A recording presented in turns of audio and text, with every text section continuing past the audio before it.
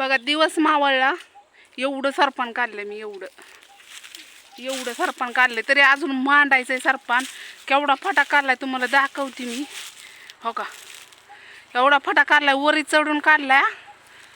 दीक्षा ओढायला होती म्हणून हेडवच काढायला जमला नाही, वरचा काढलाय फटा म्या. एवढं लागलंय मला. हो का, दिसतंय का नाही काय माहिती बाय. अगं एवढं लागलंय मला, तरी अजून लय आहे सरपण. आता जात आहे का नाही. दब दब खाली, दब दब. लय म्हणजे लय सरपण निघले. हो का, दीक्षाला आणलंय. आता दीक्षा फाटा ओढत घेईन आणि मी एवढं वज. तर आता वज घेतल्यावर लयच हेडव काढायला नाही जमणार. तर दिवस मावळला, उन्हाचं नाही वाटत सरपणाला. तर हो का, दिसला का, दीक्षाबाई लय लाजते आमची, लय लाजुळे. आण जा, थांब. सगळं वाळलंच आहे, सरपण लय आहे.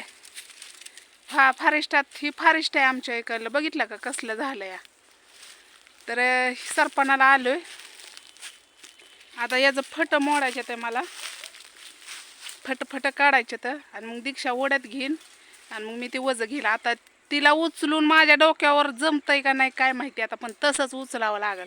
इथं कोण आहे इथं, आम्ही दोघीच आहे. आणि ती तर गेली, एक जणी आलती का नाही, ती गेली. तिचं वज झालं म्हणली चालली मी. म्हणलं जा बाया, आता ज्याची मर्जी आहे का नाही. मग टाक बाळा, उशीर झाला लय. दिवस मावळताना सरपण लय घावतात. 5-5:30ला आलते सरपण. इथंच लय घावलं, लांब जायची गरजच लागली नाही. आणि माझं कसं आहे, झाडावर चढून सरपण मी काढत असते. झाडावर चढून नीट टाक, नीट. फानगाड्या बघ कशा झाल्यात. खाली पाडू देऊ नको, नाहीतर परत अजून रचावं लागेल. तर फटा मोडते मी आता. ढकल इकडे, ढकल ती फटा, ती धर ही फटा.